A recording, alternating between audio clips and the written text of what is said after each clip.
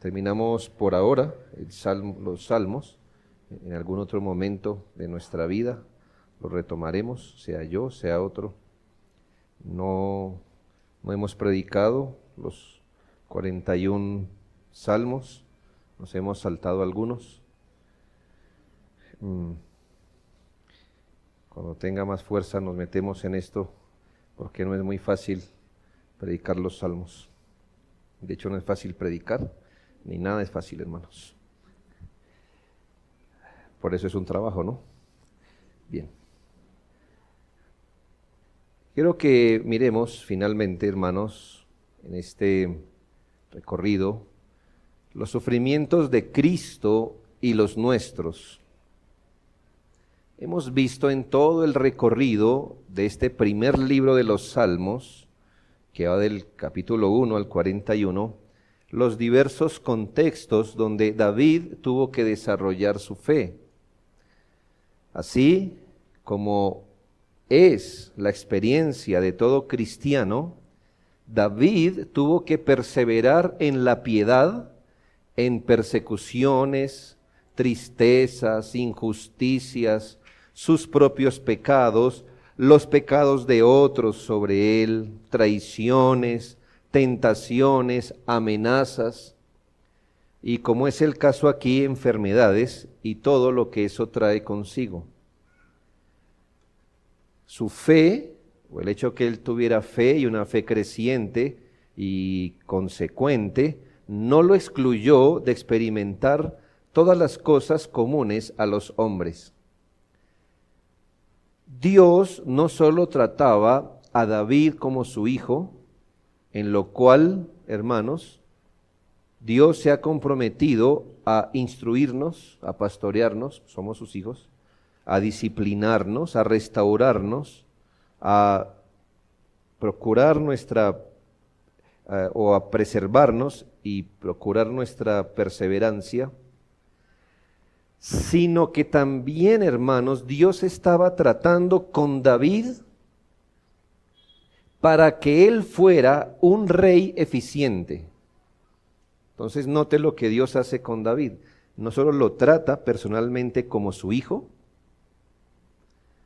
sino que así como todos nosotros, sino que sobre eso también le dispensaba tratos particulares a él como rey, para que él fuera un rey eficiente. No hay nada más desalentador ver a nuestros gobernantes tan idos de la realidad de la gente que gobiernan. Es una de las cosas más pesadas que usted ve, que los gobernantes realmente no simpatizan con nosotros. La verdad es que hay gente que vive por encima del sufrimiento. En este sentido, no saben, no entienden.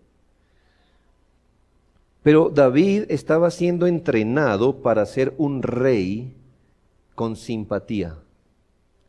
Recuerde, además, que David debería ser un tipo del rey que habría de venir. Entonces, en una medida limitada y relativa, David tenía que experimentar esas aflicciones, como todas las que hemos visto en el recorrido de los Salmos. ¿Me hice entender, hermanos, el punto? Él era un hijo de Dios, Dios lo trataba como un hijo, pero era un rey, que Dios le estaba enseñando a ser un rey con simpatía con los que gobernaba, y además que era un tipo del rey que habría de venir, y todas estas cosas. De esta forma, David fue sometido a muchas aflicciones, porque, hermanos, si un rey no sufre de hambre, ¿cómo va a gobernar a los que sienten hambre? Es mi pregunta. Si él no conoce el hambre, si el hambre para él es una cosa abstracta, gracias. Dice, hambre, sí, yo he escuchado de eso. ¿Cómo simpatizará? Cerca de aquí, hermanos, me da pesar, voy por la mañana, hermanos, una fila muy grande para gente que necesita reclamar sus medicamentos. Yo me pregunto, ¿quién de los que hace nuestras leyes hace una fila así? No tienen ni idea de esto. Porque probablemente tengan médicos particulares y puedan darse el lujo de comprar lo que sea.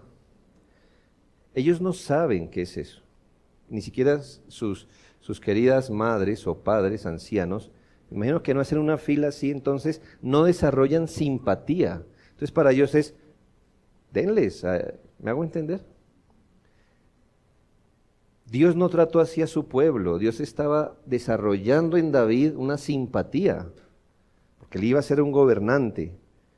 Y en la medida que él fue herido y fue sometido a sufrimientos, entonces él entendía las dolencias del pueblo al que dirigía, pero además, hermanos, él era un tipo del rey que había de venir. Entonces él tenía que incorporar en su personalidad muchas cosas que más adelante entenderíamos.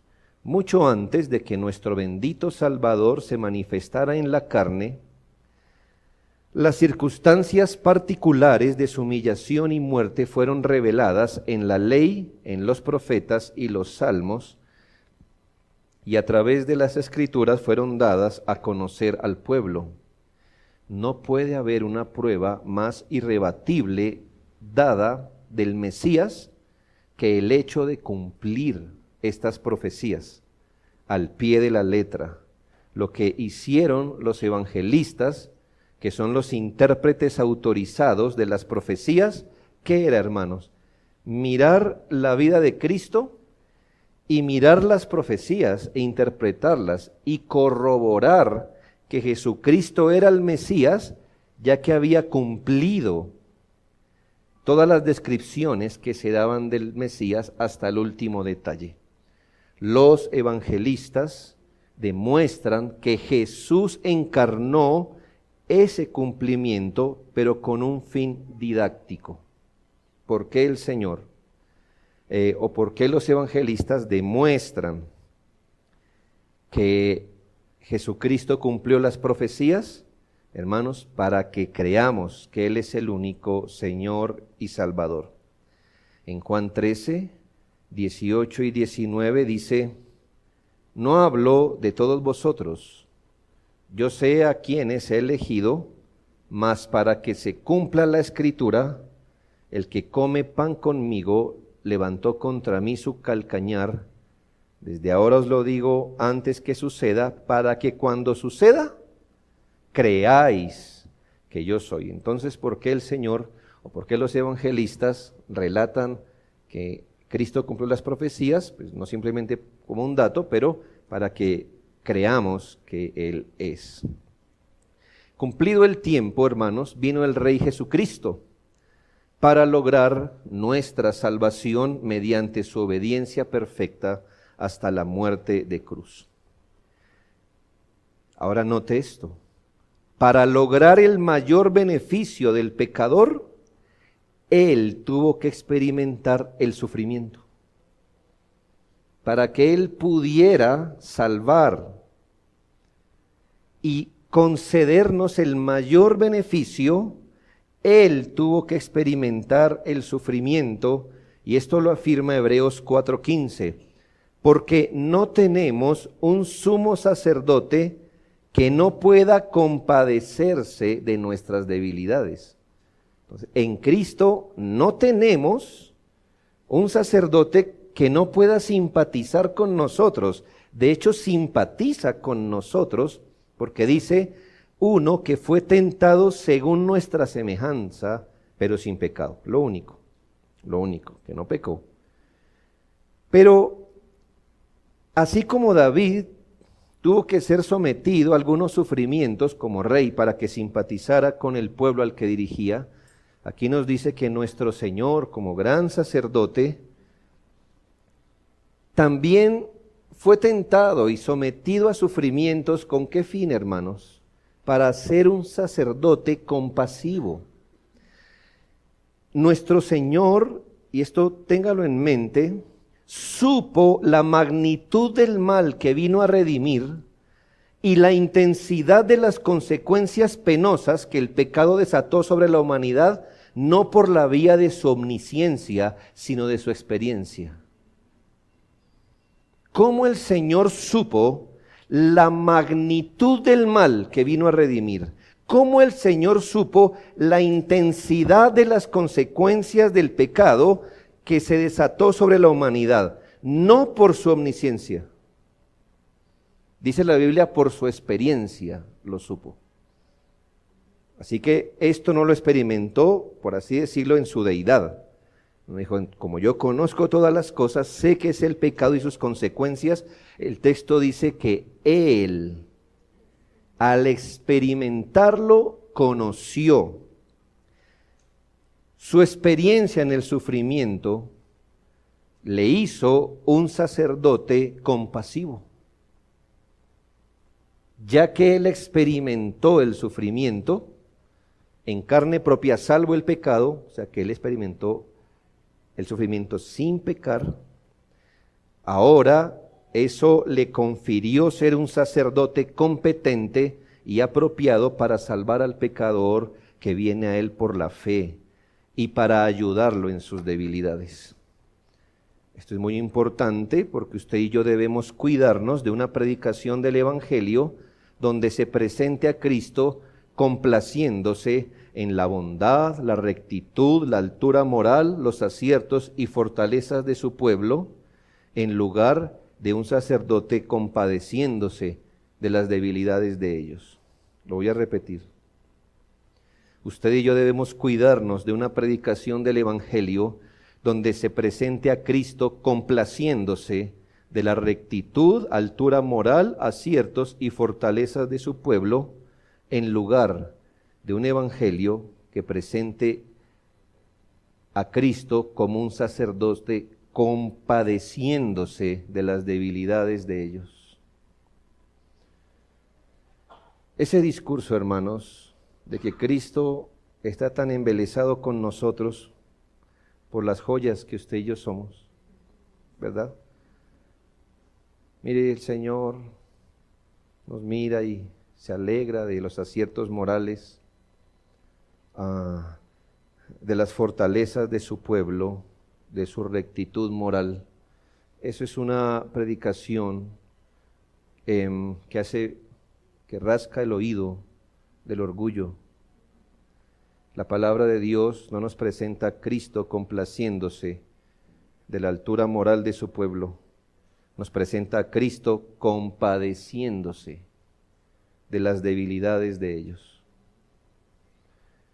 Es decir, cuando el Señor vino a esta tierra no vino a darse cuenta de lo valiosos que éramos, sino de lo débiles. Y eso fue lo que aprendió por medio de la obediencia. Dios nos libre de alabar, de proclamar, de justificar o recomendar el pecado, pero usted no sabe del verdadero evangelio si no es profundamente consciente de su pecaminosidad y debilidad. Pues, ¿qué sacerdote compasivo con las debilidades conocerá quien no ve debilidades ni pecados en sí? El Señor mismo dijo que Él no había venido por los sanos. Estaba siendo profundamente irónico, porque estaba en ese pabellón de cuidados intensivos donde el mejor de ellos estaba en coma.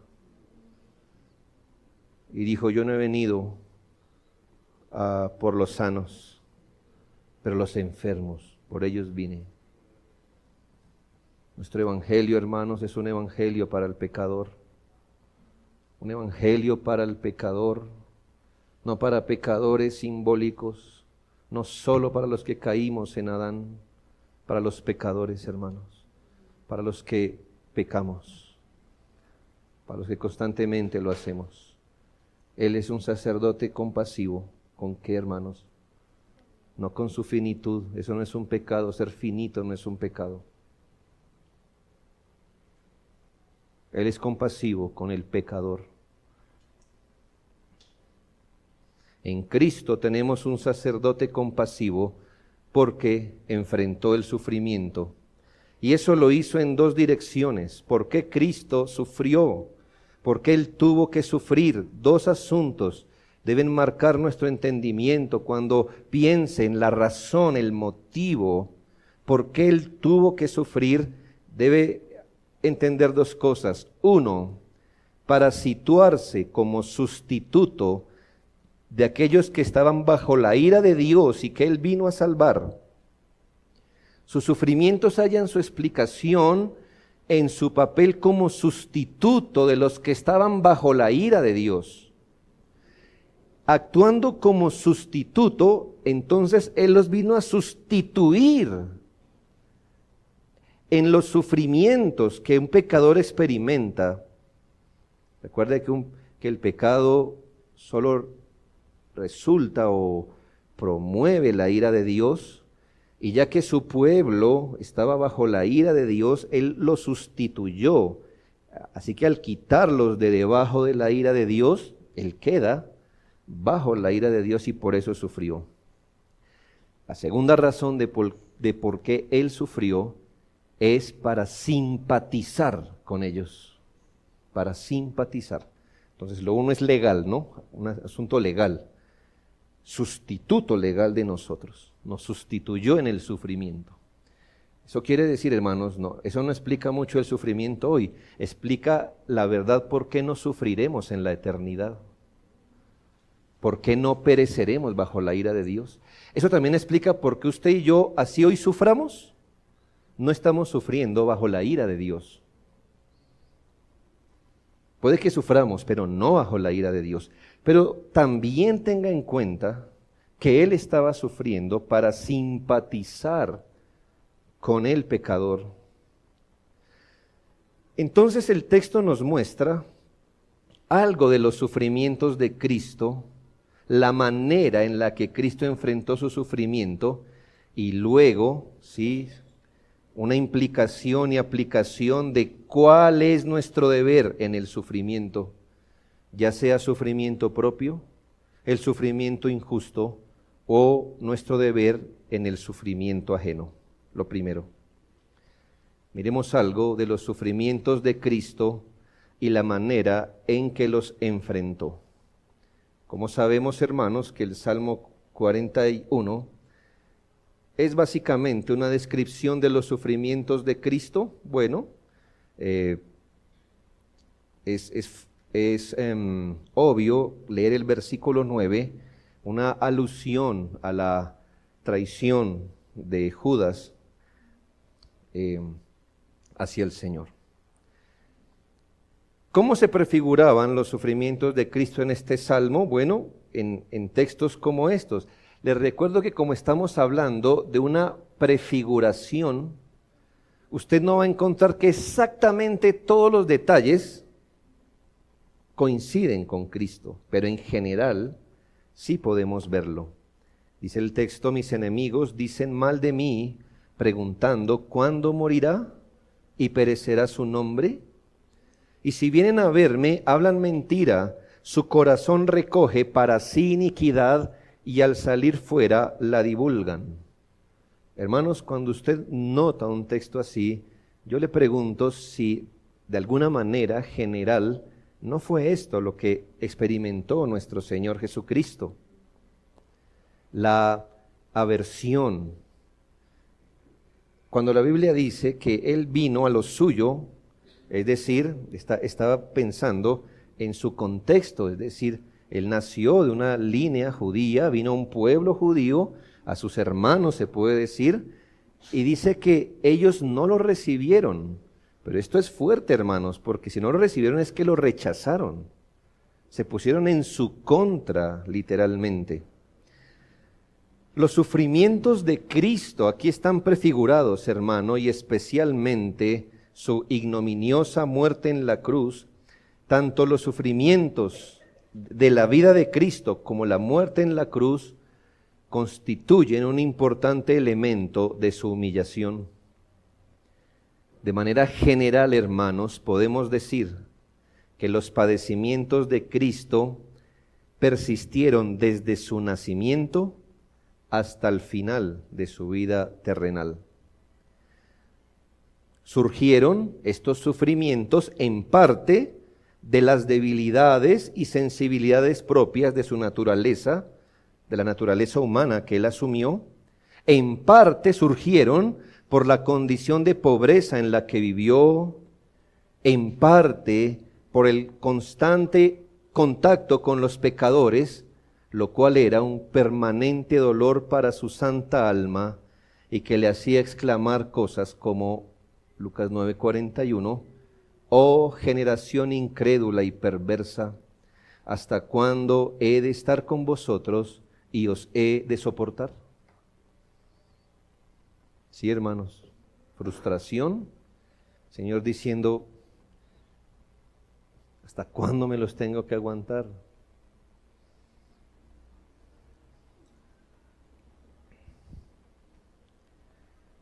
Bueno, no encuentro una analogía perfecta porque hoy estamos en una generación de tú eres tu propio médico, pero así mismo la voy a poner por si algo queda todavía de sentido común.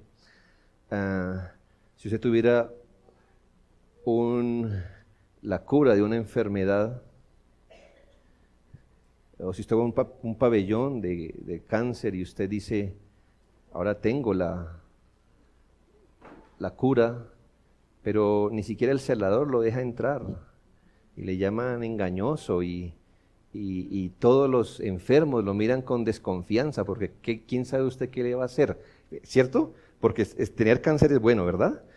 No, ¿verdad? Pero ¿quién sabe qué me va a meter por la boca? No importa que me esté consumiendo los huesos, pero, ay, ¿quién sabe qué me va a dar? ¿Será que me va a matar? ¿Sí? ¿Me hago entender? La irracionalidad en su peor expresión. No solo eso, sino que desarrollan tanto odio hacia usted que prefieren que usted muera en lugar de probar la medicina. Hermanos, el Señor vino en una cruzada salvadora y ¿qué encontró? Incredulidad, perversión, y por eso dice, ¿hasta cuándo? Él mismo se queja. Mira los fariseos, ¿no los esclavizan? Con miles de mandamientos, ¿qué esperanza le dan ellos? Hoy leímos, ¿qué esperanza le dan sus líderes? Ninguna. Cuando los miran a ustedes, dicen, mire, estos pecadores no merecen, no soy como este publicano. Mire, yo vengo con palabras de vida eterna, ¿y qué hacen? La rechazan y me rechazan. Considere, hermanos, que el Señor fue menospreciado por su familia, Juan 7:5, porque ni aun sus hermanos creían en Él, ni aun sus hermanos creían en Él. Eso que no debió ser nada oculto, tener un hermano perfecto, ¿no? O sea, eso se ve todos los días, ¿verdad? Ni siquiera se les alumbró el sentido común diciendo, este nunca miente, nunca hace mala cara, siempre obedece, ora, es laborioso. No, nunca, aún después de eso, no creían en Él. El Señor se identificó con el dicho popular, Marcos 6:4, no hay profeta sin honra, o no hay profeta al que se le quite su honra, sino entre los suyos, entre su propia tierra, y entre sus parientes y en su casa. El Señor se quejó de esto, porque ellos le conocían, hermanos, le conocían, y no tenían absolutamente nada que decir contra Él, y lo despojaron de su honra a los que lo conocían. Que una persona que no lo conozca uno le invente cosas, uno dice, pues ni me conoce, me da sentido, pero me han visto vivir, no tienen queja contra mí. Hermanos, fue permanentemente insultado, menospreciado y ofendido por otros. Mateo 9:24 les dijo, Señor, apartaos, porque la niña, la hija de Jairo, no está muerta, sino que duerme, y se burlaban de él. En medio de su lloro y dolor por una muerte, encontraron campo para reír, para reírse de Cristo. En Mateo 13, 56 y 57, mientras hizo milagros, nadie cuestionó, pero cuando empezó el Señor a enseñar, mire lo que le dijeron, ¿no están todas sus hermanas con nosotros? ¿Dónde pues tiene todas estas cosas? Y se escandalizaban de él. Me hago entender, mientras tuvo poder, nadie lo cuestionó. Cuando empezó a enseñar, dijo algo así como, ¿y qué nos viene a enseñar? Si lo hemos visto crecer, Él no ha ido a ningún lugar a prepararse. ¿Lo conocemos? ¿Por qué nos habla así? En Lucas 4:29 dice, y le llevaron hasta la cumbre del monte sobre el cual estaba edificada la ciudad de ellos, para despeñarle. O sea, que lo iban a botar de un precipicio abajo. En Lucas 11:15 dice, pero algunos de ellos decían, por Belcebú, príncipe de los demonios, echa fuera a los demonios. Esto es que le llamaron siervo de Satanás al Señor Jesucristo. En Lucas 16:14 dice, y oían también todas estas cosas los fariseos que eran avaros y se burlaban de él. Y en Juan 8:41, entonces le dijeron algunos judíos, nosotros no somos nacidos de fornicación, un Padre tenemos que es Dios, como sugiriendo, nosotros al menos conocemos quién es nuestro papá, usted no puede decir eso.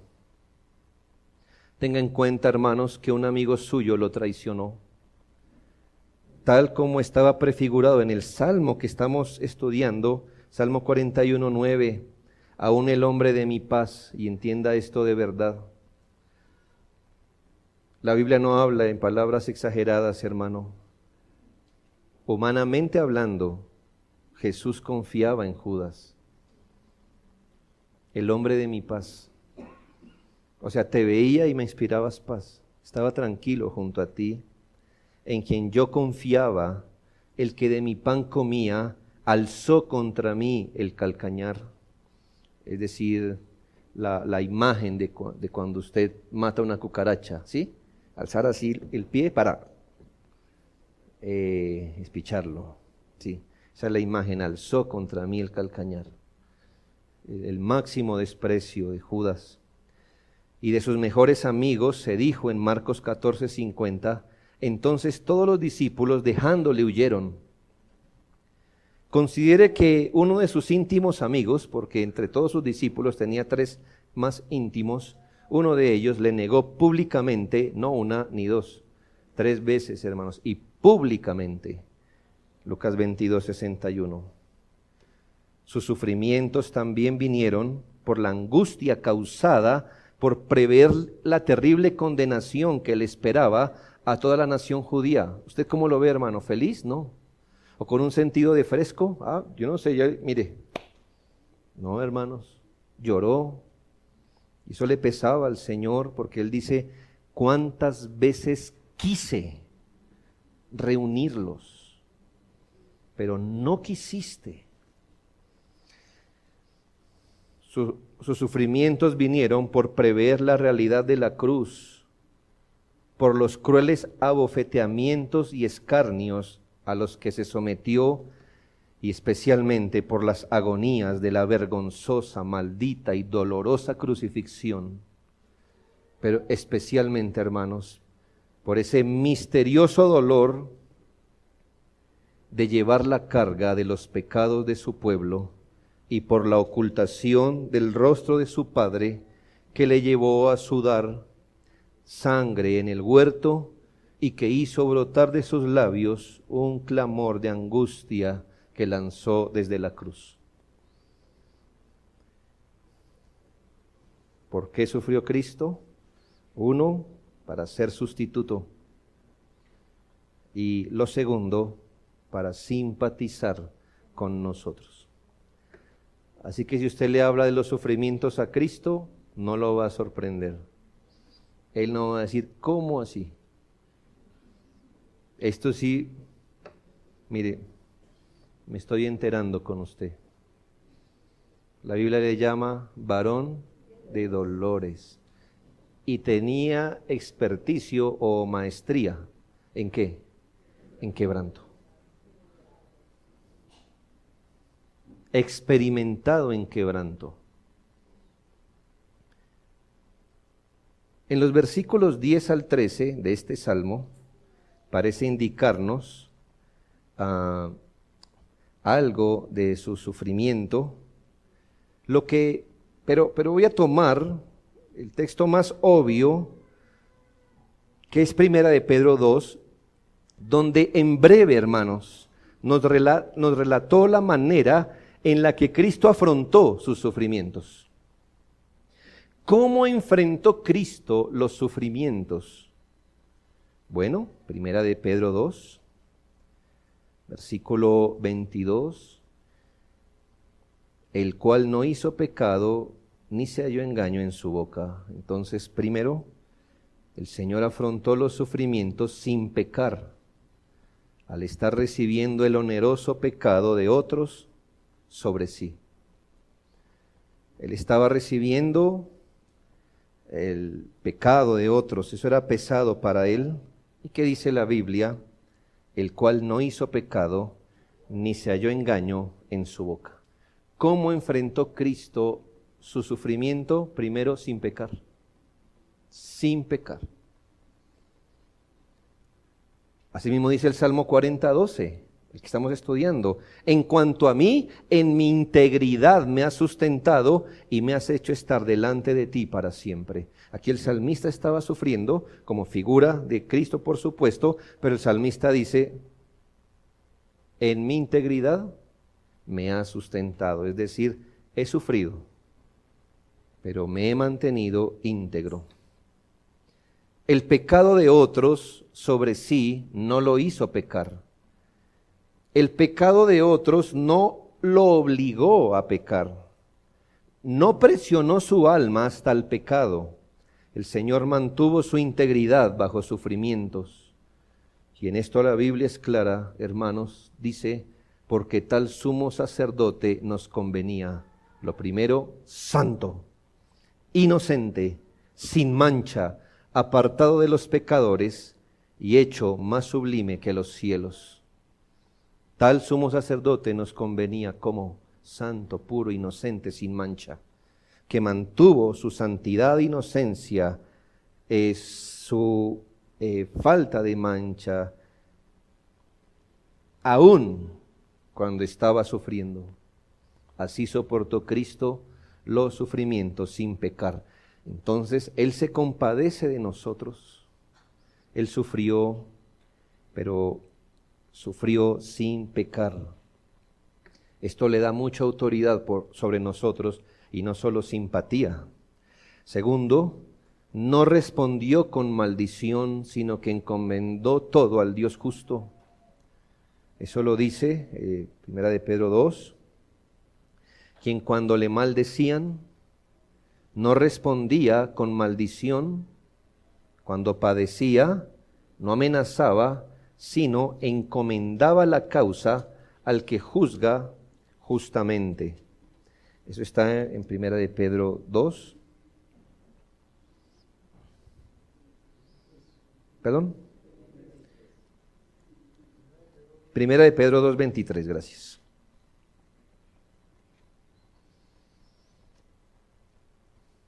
El Salmo 41, 10 y 11, más o menos dice lo mismo. Mas tú, Jehová, ten misericordia de mí y hazme levantar, y les daré el pago.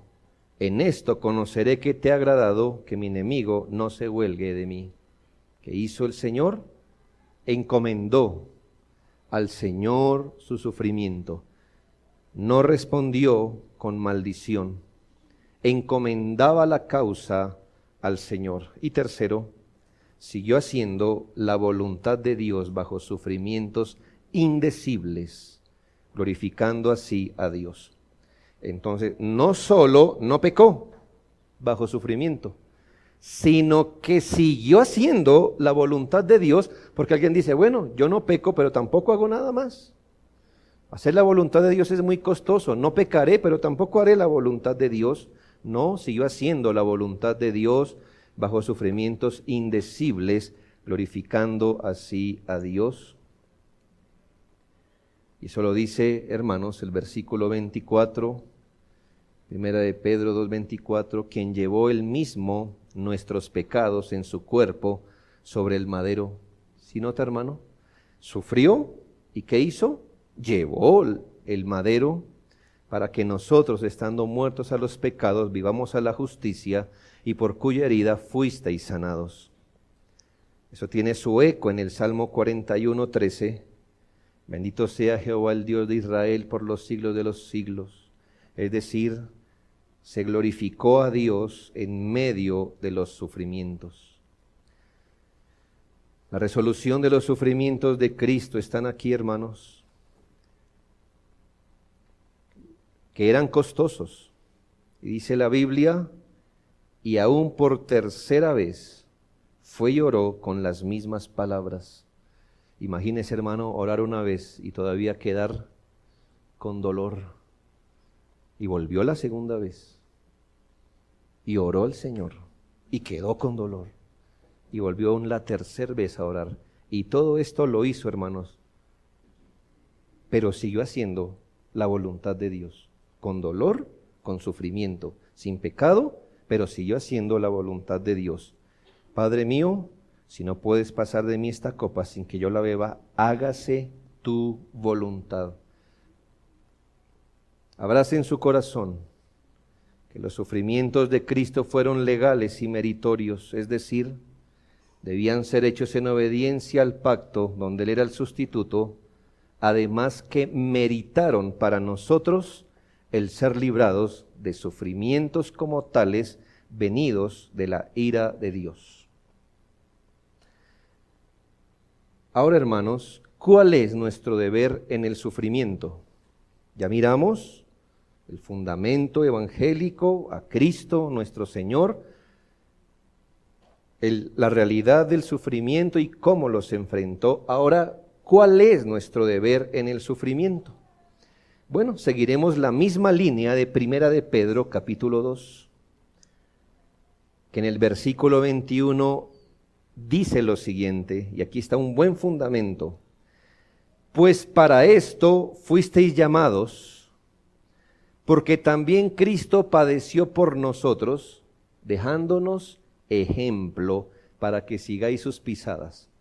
Entonces, cuando usted mira los sufrimientos de Cristo y cómo los enfrentó, ¿qué dice el apóstol?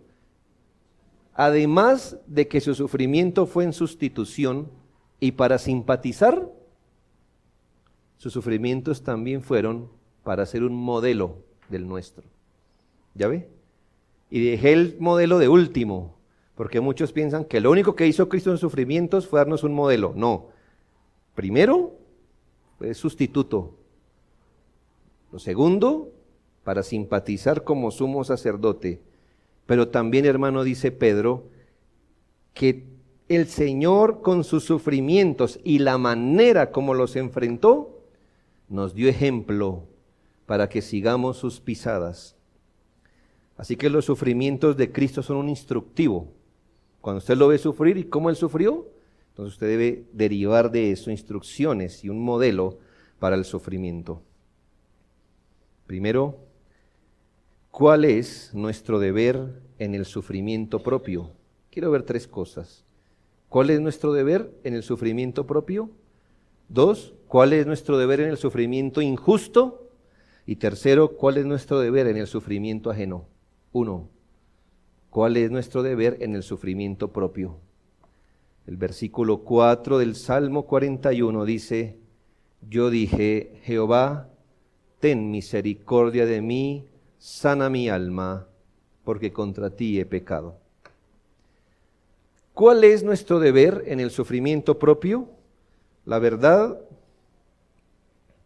4 asuntos veo que son nuestro deber cuando sufrimos nosotros, cuando los creyentes experimentamos sufrimiento. Y lo primero es que considere su sufrimiento en los 3 tiempos verbales y póngase a cuentas con el Señor. Considere su sufrimiento en los 3 tiempos verbales y póngase a cuentas con el Señor. 3 tiempos verbales hacia atrás. Considere, ¿vinieron estos sufrimientos que hoy experimento por mi pecado? ¿Sí nota, hermano, hacia atrás? Considere eso, piénselo en verdad.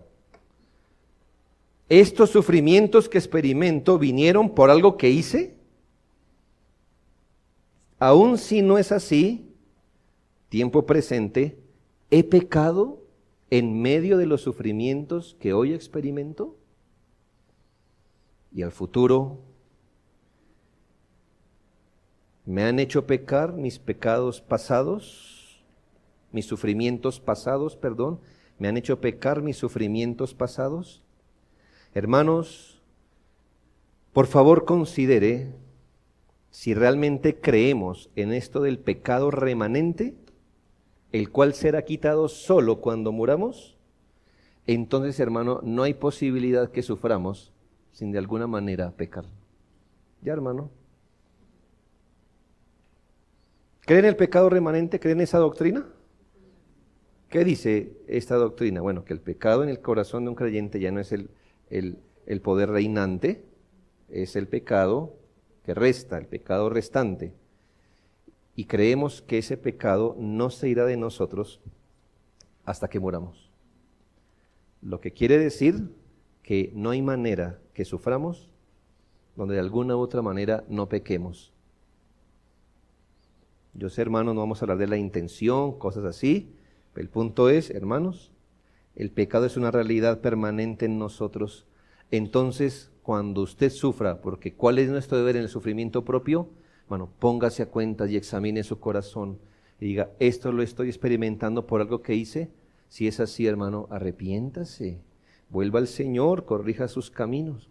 O si usted dice, bueno, realmente no sé si esto fue por algo que hice, pero en su sufrimiento actual está pecando, no sé, queja, murmuración, descontento, incredulidad, lo que sea, entonces, hermano, ha de arrepentirse también, volver al Señor.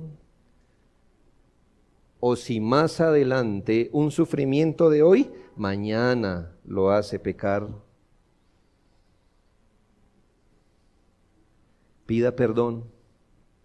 ¿Cómo lo enfrentó David? Yo dije, Jehová, ten misericordia de mí, sana mi alma, porque contra ti he pecado. Luego, pida misericordia a Dios. ¿Cuál es nuestro deber en el sufrimiento propio? Pida misericordia a Dios. Versículo 11, yo dije, Jehová, ten misericordia de mí. 11, en esto conoceré que te ha agradado, que mi enemigo no se huelgue de mí. El salmista pidió esta misericordia específica. Señor, que mis enemigos no se sobrepongan. Ten misericordia de mí. Ruegue en toda humildad que el pecado no prevalezca contra usted, que el Señor le dé fortaleza, ánimo y perseverancia. También, hermanos, no deje de andar en la piedad. Versículo 12. En cuanto a mí, en mi integridad me has sustentado y me has hecho estar delante de ti para siempre. Hermanos, no le conceda, por la gracia del Señor, buscando el rostro de Dios, no le conceda a ningún sufrimiento la potestad de desarraigar de su alma las profundas convicciones y virtudes que el Espíritu Santo ha sembrado en usted. No le conceda ningún sufrimiento la potestad de desarraigar de su alma las convicciones y virtudes que el Espíritu ha sembrado en usted. Eso ocurre cuando usted amarra su fe a los padecimientos y no a Cristo. Y si usted amarra su fe a sus padecimientos, entonces cuando no tiene padecimientos, su fe anda. Pero cuando experimenta padecimientos, su fe sufre. Usted debe amarrar su fe a Cristo. Usted jamás podrá ser discípulo de Cristo en absoluto si amarra su fe a sus sufrimientos. Debe atar su fe al ancla de la salvación y andar en integridad. Finalmente, no olvide en medio de sus sufrimientos personales alabar al Señor. Note el versículo 13, bendito sea Jehová el Dios de Israel, por los siglos de los siglos, amén y amén. Este texto fuera del contexto sería otra cosa, pero está al final de todo un salmo diciendo, estoy sufriendo. Ten misericordia de mí, Señor, ten piedad, que mi enemigo no se enseñoree de mí. Bendito sea Jehová, el Dios de Israel, por los siglos de los siglos, amén y amén. Sabiendo que Cristo, hermanos, le quitó el aguijón mortal a los sufrimientos de los creyentes, que estos sufrimientos tienen propósitos santificadores y preservadores, que aún los sufrimientos del cristiano tienen su prototipo en Cristo, quien nos dejó su ejemplo para pisar también por allí. Debemos alabar al Señor en medio de los sufrimientos. Segundo, la primera pregunta, ¿cuál era? ¿Cuál es nuestro deber en el sufrimiento? Y el primero, ¿cuál es nuestro deber en el sufrimiento propio? Y di 4. Ahora segundo, ¿cuál es nuestro deber en el sufrimiento injusto? Asumí en la primera parte que el sufrimiento viene por nosotros. Pero hermanos, a veces sufrimos por el pecado de otros sobre nosotros. David nos enseña, hermanos, en este texto, a mezclar un poco de realismo y consideración del problema, de manera que podamos dimensionar el sufrimiento correctamente. Me parece instructivo esto, porque a veces los creyentes pensamos que para lidiar bien con el pecado nos toca hacer una negación de los sufrimientos, como minimizar el sufrimiento en nuestra mente. Porque pensamos que si definimos o le damos una visión correcta al sufrimiento, es como contrario a la fe. Entonces sería como que no quiero ver la radiografía de mi enfermedad. Vamos a hacer de cuenta que no existe. Porque es que si me detengo a ver la radiografía, puedo parecer un hombre falto de fe. ¿No, hermanos? El salmista en el Salmo 41 se tomó el tiempo de analizar y descubrir qué era lo que lo estaba haciendo sufrir. El primer deber en el sufrimiento injusto es, hermano, mezcle un poco de realismo y consideración del problema, de manera que pueda dimensionar las cosas correctamente. No hay que hacer negación de los sufrimientos ni minimizarlos, pero hermano, tampoco los maximice. Por eso usted tiene que ser sobrio cuando considera su sufrimiento. Descríbalos con sobriedad. No los minimice, pero tampoco los maximice. Un creyente puede y debe ser realista. Debe encuadrar de manera justa lo que sufre, pero le dije que lo mezcle con qué, porque no debe quedarse allí. Debe mezclarlo con paciencia cristiana, esperando que el Señor tenga misericordia de él. Los versículos 5 al 10 nos muestran esto. David supo todo lo que estaba pasando, ¿verdad? Se enteró de lo que decían sus enemigos. Qué cosa tan fea. Mis enemigos dicen mal de mí preguntando, ¿cuándo morirá este? Él no lo negó. David supo que sus enemigos le tenían mala voluntad, que querían su mal. Que además de eso, David supo que ellos ejecutaban acciones para destruirlo moral y físicamente. Porque dice el salmista, si vienen a verme hablan mentira, su corazón recoge para sí iniquidad y al salir fuera la divulgan, es decir, me ven pecar y como me imagino encuentran algo en mí, de pronto me quejé o algo, entonces ¿qué hacen? Salen afuera a divulgarlo. Reunidos murmuran contra mí, todos los que me aborrecen, contra mí piensan mal diciendo, y mira aquí está la destrucción moral, cosa pestilencial se ha apoderado de él, y el que cayó en cama no volverá a levantarse, y cosas así. Agravaban su dolor interpretando de la peor manera la providencia de Dios.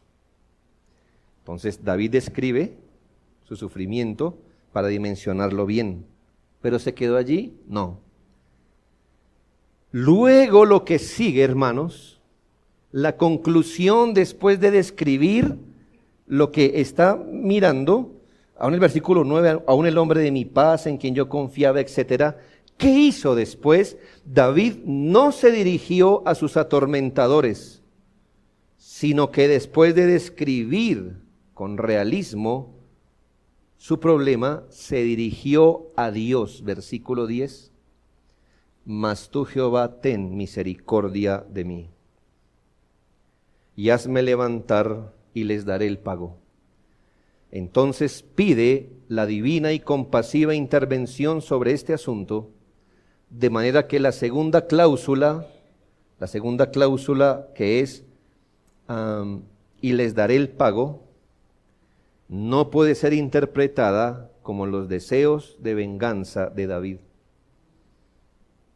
¿Cómo sabemos que esto, ten misericordia de mí, hazme levantar y les daré el pago, no era venganza? Pues está pidiendo misericordia al Señor. Le está encomendando las cosas al Señor para que el Señor obre. Entonces esto de les daré el pago no debe ser interpretado como que este hombre justo estaba deseándole rencorosamente el mal a alguien. Cuídese de eso, hermano, del rencor.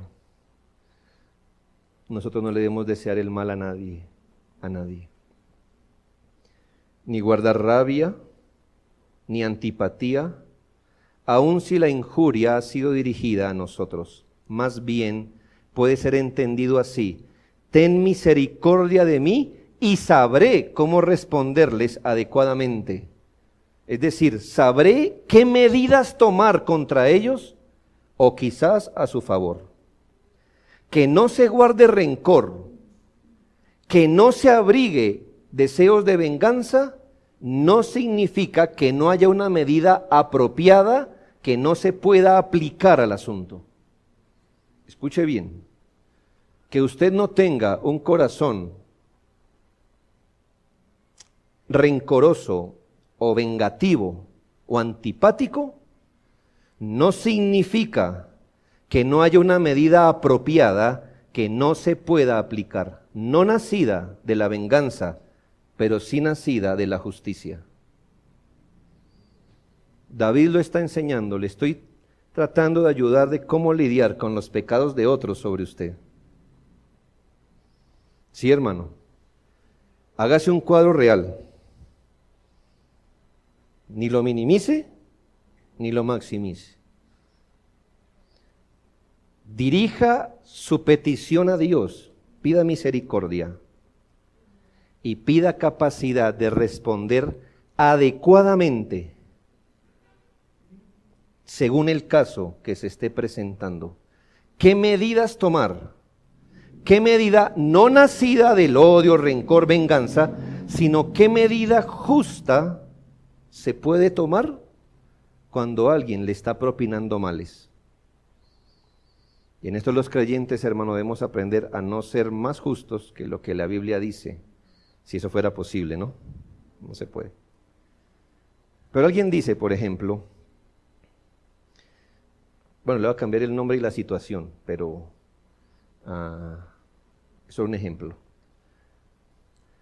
Alguien dice, bueno, yo sé que esta persona me estafó y me quitó los ahorros de mi familia con lo que estaba esperando dejarle a mi esposa algo si yo muero. Pero yo ya le entregué eso a mi Señor. Yo lo perdono y que el Señor mire qué hace con él. Eso puede parecer lo más de lindo. Eso no es justo. Eso es profundamente cobarde y no cristiano. No se vengue, no guarde rencor, pero usted debe tomar una medida apropiada. Porque si fuera su propio estómago, regale toda la plata que quiera. Pero yo no estoy seguro si su esposa y sus hijos van a compartir cuando usted se vaya a aguantar hambre solo porque el Señor no quiso enfrentar las cosas con una medida justa. ¿Ya me hago entender, hermanos? Le he contado la parábola de que si usted me pide que coja aquí el cincel y usted la maceta, ¿verdad? Téngame ahí y yo le y yo le pego con la maceta. Pues bueno, yo debo confiar mucho en usted para que usted haga eso, pero vamos a suponer que yo lo tengo. Y usted empieza a pegarle, obviamente, al cincel, ¿verdad? Pero entonces con la otra mano usted está mirando el celular. Y pues pasa lo que debía haber pasado, ¿no? Que usted me pega. Y usted me mira y me dice, ¿me perdona? Bueno, cuando me pase el dolor probablemente yo le diga, sí, por supuesto. ¿Me tiene el cincel otra vez? No. ¿Pero usted me perdonó? Sí, mi hermano. Lo perdoné en este sentido, que sobre usted no va a caer ninguna consecuencia de lo que merece. Es decir, que coja ese martillo y ya sabe. ¿Sí ve? Lo perdoné. ¿Qué es perdonar, hermano? Abandonar la consecuencia de lo que se merece el otro. Pero no le cojo el martillo, el cincel otra vez. El sentido común me dice que no. Medidas apropiadas. Por eso David dice, Señor, te entrego esto a ti, levántame para que les dé el pago. No era venganza, pero tengo que tomar medidas apropiadas a esta situación, porque no creo que sea tan evangélico, hermanos, exponer la vida y las cosas de forma innecesaria. Henry dice que David probablemente oró para que David como rey pueda ponerlos bajo las marcas de su justo desagrado, desterrarlos de la corte y prohibirles su mesa en el futuro, lo que sería una muestra necesaria de justicia para advertir a los demás. Recuerde, hermano, que este mismo hombre que escribió este salmo y que le perdonó la vida a Simei, se la perdonó. Yo no me vengaré de usted, le dijo a su hijo antes de morir. Téngalo en cuenta, porque es un hombre traicionero. Y aprenda esto, sabiduría de Dios. Un hombre traicionero difícilmente deja de serlo. Él no le dijo a Salomón, mátelo. No. Hubiera sido usar a Salomón como su venganza personal. Pero sí le dijo, hijo, no le tengas el cincel. Obsérvalo. Si es un hombre recto, va a andar rectamente. Pero si no es un hombre recto, irá por ti. Entonces, tenlo entre ojos. El perdón y eso no son enemigos. David era un hombre perdonador, pero tomó medidas justas. Le estoy enseñando cuando usted es objeto del mal de otros. ¿Ya? Sí, hermano, el ladrón le salió en la esquina, lo robó. Puede ser que usted diga, son cosas materiales, le dejo eso a Dios. ¿Vuelve a pasar? ¿Vuelve a pasar por ahí? ¿Aún sí ve a ese hombre? Hermano, el cristianismo no vino a destruir nuestra razón, a levantarla y a darle el mejor sentido. No es venganza, no es rencor. Y por último, hermanos, termino con esto. ¿Cuál es nuestro deber en el sufrimiento ajeno? Hermanos, nosotros no somos tipo ni figura del gran sumo sacerdote Jesucristo, no. Pero la Biblia dice que sí somos sacerdotes del nuevo pacto, 1 de Pedro 2:9. Y entre otros motivos de nuestros sufrimientos es que aprendamos a simpatizar con el sufrimiento de los demás y busquemos aliviar su dolor con toda gracia, paciencia y piedad. Entre otras cosas, piense, hermano, ¿por qué a veces Dios nos permite sufrir? No es la única causa, no es la única. Dios tiene planes con usted y yo tenemos pecado remanente que el Señor quiere combatir. Pero entre otras causas del sufrimiento, recuerde que a veces el Señor nos pone a sufrir para que aprendamos a simpatizar con el sufrimiento de los demás y busquemos aliviar su dolor con toda gracia, paciencia y piedad. Vamos a suponer, hermanos, que yo nunca he tenido migraña, pero usted sí. No a lo que le llamamos hoy migraña, de verdad, a la que le nubla hasta la mirada, la visión. Usted me dice, pastor, tengo migraña. Y digo, pero tan quejeta es usted.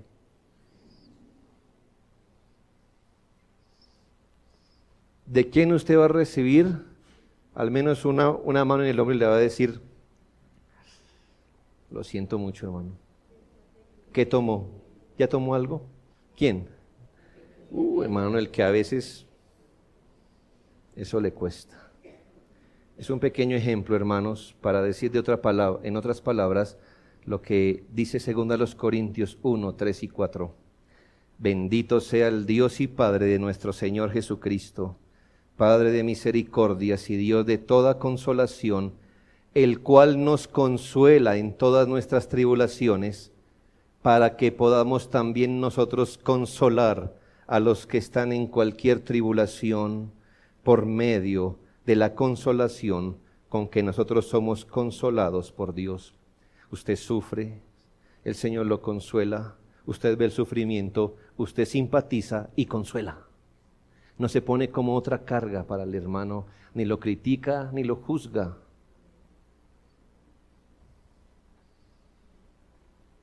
Ya que usted fue consolado por Dios y usted entiende algo del sufrimiento, usted simpatiza y consuela. ¿Y con qué consuela? Con la misma consolación que usted recibió de Dios. Usted no tiene que inventársela. Usted la recibió, simplemente tomar del ungüento que usted recibió y untárselo al otro. Dice el Salmo 18, 25, con el misericordioso te mostrarás misericordioso y recto para con el hombre íntegro. Mostrar compasión al hermano que sufre conlleva una bienaventuranza, y es que el bien que haga con buen corazón le será devuelto por Dios mismo. Salmo 41, 1 al 3. Bienaventurado el que piensa en el pobre, cuando le llegue ahora su día malo, Jehová lo librará a usted. Hoy mi hermano ve el día malo. El Señor me ha consolado, lo consuelo. La Biblia dice bienaventurado. ¿Por qué? Porque todo esto da vueltas, hermano. Y cuando se le toque el día malo, no su hermano, dice Jehová lo librará. Jehová lo guardará y le dará vida. Será bienaventurado en la tierra y no lo entregarás a la voluntad de sus enemigos. Jehová lo sustentará sobre el lecho del dolor, mullirás toda su cama en su enfermedad. Qué palabras tan consoladoras y edificantes. Si usted se acuerda del sufrimiento de otro, el Señor será como un enfermero. Vendrá a su lecho de dolor y mullirá su cama. Esto es una palabra que es como tratará de poner su cama lo más cómoda, acolchada y suave posible para que usted lidie con la enfermedad. Una buena medida de simpatía la podemos desarrollar desde nuestro propio sufrimiento y las necesidades que hemos tenido allí. Vamos a suponer que usted nunca ha tenido migraña, pero hermano, desarrolle simpatía. A veces se desarrolla cuando usted mira su propio sufrimiento y las necesidades que ha tenido allí. Entonces usted se pone a pensar, cuando yo estuve allí, ¿qué me dolió y qué esperaba, verdad? ¿O qué necesidades tuve? Entonces usted se pone a pensar, cuando yo estuve así, me sentí así, no quería que me hablaran fuerte, no sé qué, y tenía necesidad de una pastilla, vamos a suponer. Entonces cuando usted mira al hermano sufrir, ¿qué va a hacer? Entonces va a decir, yo no le voy a dar muy duro porque cuando, ¿ya? No le voy a exhortar, no le voy a decir falto de fe, que eres aquí hombre pecador, bla, bla, bla, bla, bla. Tal vez más adelante, no en ese momento.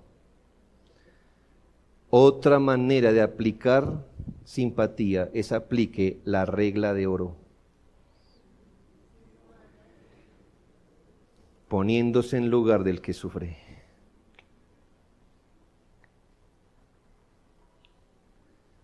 No es necesario que usted se estropee y se caiga como un cristiano, pero a veces pienso que son los que hemos probado de una caída horrible delante del pueblo de Dios, los que más desarrollamos simpatía por los demás,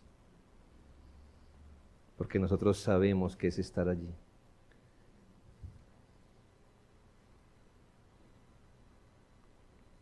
Yo espero que usted no aprenda esa lección por la vía de una caída, que usted aplique la regla de oro y Corintios. Pero probablemente, hermano, la persona que ha hecho eso puede desarrollar más simpatía por el que sufre.